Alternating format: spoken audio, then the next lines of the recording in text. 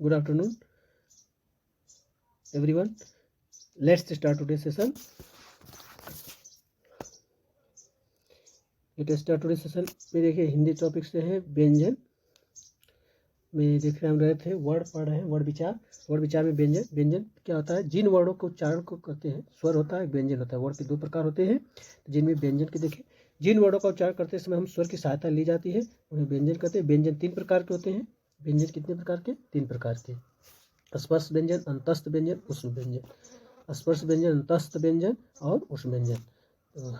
स्पर्श व्यंजन जो होता है ये इनकी संख्या टोटल कितनी होती है? 25। एक वर्ग में 5 होते हैं, इस तरह 5 वर्ग बनता है, उसी कितना हो जाते हैं? 25। कितने होते हैं? 25।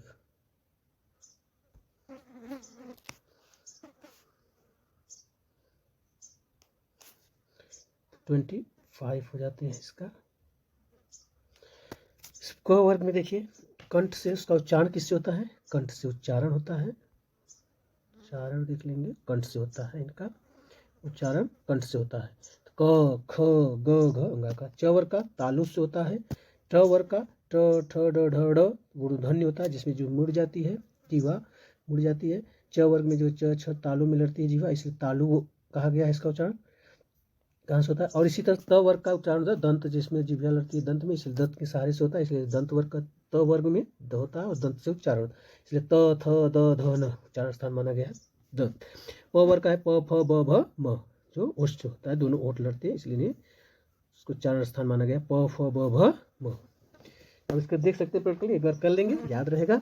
चलिए नेक्स्ट हम लोग चलते। दूसरा अंतस्थ व्यंजन है। अंतस्थ व्यंजन कौन कौन होते हैं? य र ल व। इनकी संख्या कितनी है? य र ल व 4 है। इनकी संख्या कितनी है? तो अंतस्थ व्यंजन की संख्या कितनी? 4 है। इसी तरह उष्ण व्यंजन की भी संख्या कितनी है? 4 है।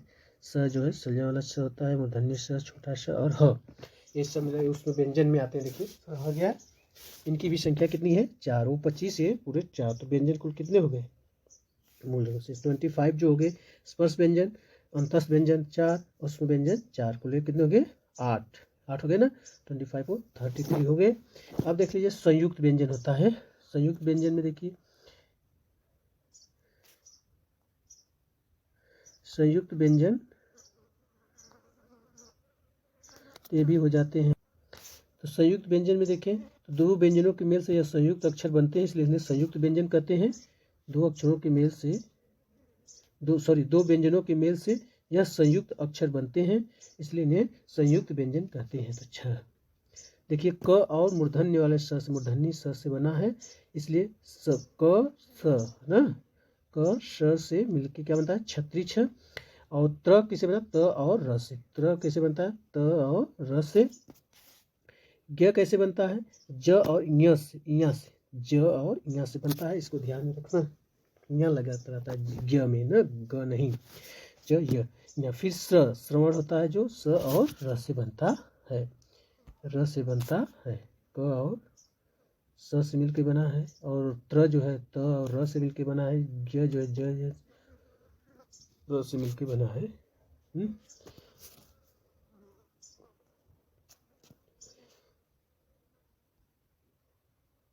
तो पूछता है दो व्यंजनों के मेल से संयुक्त अक्षर, तो छ त्रिछ किस किस से मिलकर बना है? ऑप्शन में सब दिया रहेगा, तो उसमें छ का पूछ दिया तो आपको और स लगाना पड़ेगा। ज्ञ का पूछेगा ज और य लगाना पड़ेगा, और त्र का पूछेगा त और र, और श्र का पूछेगा तो देखिए सलने वाला स और र रहेगा। इसमें से ऑप्शन को थोड़ा ध्यान में रखिए, विकल्प दिखते हैं तो सब आ जाता है।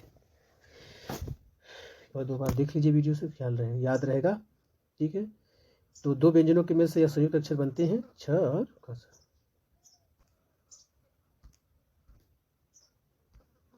तो उच्चारण के प्रश्न के आधार पर स्वतंत्री में श्वास का कंपन, इस आधार पर वर्णों के 2 भेद होते हैं। पिछले वीडियो में पढ़ा चुके हैं, इसमें थोड़ा रिवीजन कर दे रहे हैं जल्दी से। देखिए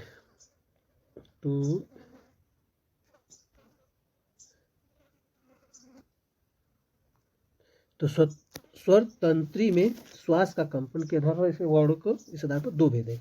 अघोष क ख मतलब हर क वर्ग का जो प्रथम और द्वितीय अक्षर, च वर्ग का मतलब हर एक वर्ग का प्रथम और द्वितीय अक्षर होगा, तथा और जो ये स है और फ आगत अक्षर, उसमें दोनों को ये सब होंगे अघोष वर्ड होते हैं। असघोष या घोष वर्ड कौन होते हैं? जो सभी वर्ग के तीसरा चौथा पांचवा वर्ड होते हैं। सभी वर्ग के तीसरा चौथा पांचवा वर्ड होते हैं। ड ढ ज य र ल व ह सभी स्वर, और सभी स्वर देखिए हो जाते हैं। य र ल अंतस्थ व्यंजन ले लो, फिर और सभी स्वर ले लो, हो जाएगा।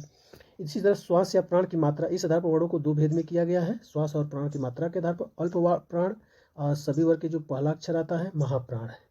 अल्प प्राण में देखिए सभी वर्ग के क्या आते हैं? पहला अक्षर, सभी वर्ग के पहला और तीसरा व पांचवा, तथा र य र ल अंतस्थ व्यंजन इसमें भी आ रहे हैं। सब घोष वाला होगा, अल्प प्राण में भी आ रहा है, देखिए ध्यान। और क वर्ग का मतलब पहला अक्षर क भी आएगा, तीसरा आएगा ग, और पांचवा हो जाएगा अंगा। इसी तरह दूसरे वर्ग का आ जाएगा च, तीसरा वर्ग हो जाएगा ज, पांचवा होगा ना। इसी हर वर्ग को हम पहचान लेंगे कि अल्प प्राण में है। तो य र ल अंतस्थ व्यंजन आप सब आ जाएंगे। बाकी सब इधर देखिए, इसमें महाप्राण में क्या थे? सभी वर्ग के दूसरा चौथा बचे, वही जो पहला तीसरा पांचवा हो ही गए अल्प प्राण में, तो बचे जो कौन? दूसरा और चौथा, तो महाप्राण में आते। ख आएगा प्रथम वर्ग से, दूसरे में आ जाएगा छ, और इसमें आते हैं उष्म व्यंजन। उसमें क्या है? इसमें आ जाएंगे उष्म व्यंजन, और भी आ जाएंगे, महाप्राण में होते हैं।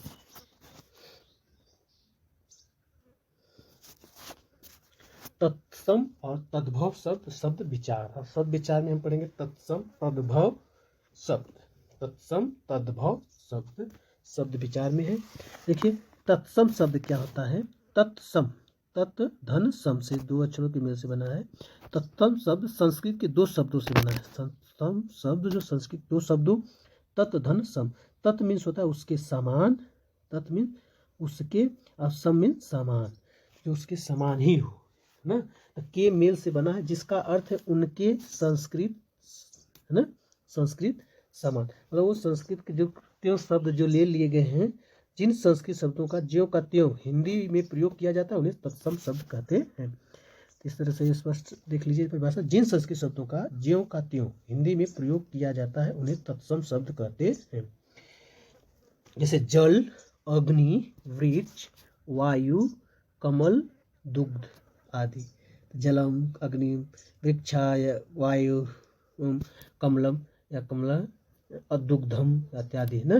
जैसे संस्कृत में हो जाएगा वो, मतलब इसी तरह हो रहा, वृक्ष ऐसे आ जाएगा, वायु लिखेंगे विसर्ग लगा के, तो किस में जाएगा? संस्कृत। ये वर्ग इसी चीजों का त्यों जो शब्द रहते हैं। तो देख लीजिए तत्सम शब्द क्या होते हैं? तत्सम शब्द संस्कृत के दो शब्दों तत् धन सम के मेल से बना है, जिसका अर्थ होता है तत् में सुन के असम में समान है ना, जो संस्कृत के समान हो। जिन संस्कृत शब्दों का ज्यों का त्यों हिंदी में प्रयोग किया जाता है, उन्हें तत्सम शब्द कहते हैं। ज्यों का त्यों सेम, मतलब सेम टू सेम हिंदी में प्रयोग किया जाता है, उन्हें तत्सम शब्द कहते हैं। उदाहरण जल, अग्नि, वृक्ष, वायु, कमल, दुग्ध आदि। जल, अग्नि, वृक्ष, वायु, कमल, दुग्ध आदि। तद्भव शब्द देखिए उसके, तो तद्भव जो सब संस्कृत से हिंदी में आए हैं, पर भाषा के विकास के साथ जिनके शब्दों में का रूप बदल गया, उन्हें तद्भव कहते हैं। तत् मीन्स उसके, अभव मीन्स से उत्पन्न, तो उससे जो उत्पन्न है उसको तद्भव कहते हैं। तो मीन्स उत्पन्न से, उससे जो उत्पन्न है, तत् मीन्स उससे से उत्पन्न है, तो तद्भव कहलाता है। तद्भव शब्द संस्कृत के हिंदी में आए, भाषा के विकास के साथ जिनके शब्दों का रूप नहीं बदल गया, जिनका रूप बदल गया, उन्हें तद्भव शब्द कहते हैं। उदाहरण देखें, तो यहाँ पर भाषा उतनी रखना चाहिए जानकारी के लिए, लेकिन वहाँ पूछेगा नहीं, आपको ये पूछेगा जिसे पहचान में आना चाहिए तद्भव और तत्सम। तो आग देखिए, हम ठीक से भी बताएंगे आपको। तो यहाँ देखिए आग जो संस्कृत के अग्नि का परिवर्तित रूप हो गया है। होंठ जो संस्कृत के ओष्ठ के परिवर्तित रूप क्या हो गया? होंठ। तो ये सब परिवर्तित होता चला गया है वर्ग। ये सब किस में आते हैं? तद्भव में आते हैं। इसलिए तत्सम शब्द और तद्भव शब्द जाने, इनकी परिभाषा इस वीडियो को ट्रिक के साथ हम सब समझेंगे। ठीक है, जय हिंद, जय भारत। सेशन यदि पसंद आया तो इसे लाइक करें, सब्सक्राइब करें, शेयर करें, ज़्यादातर शेयर करें। जय हिंद, जय भारत।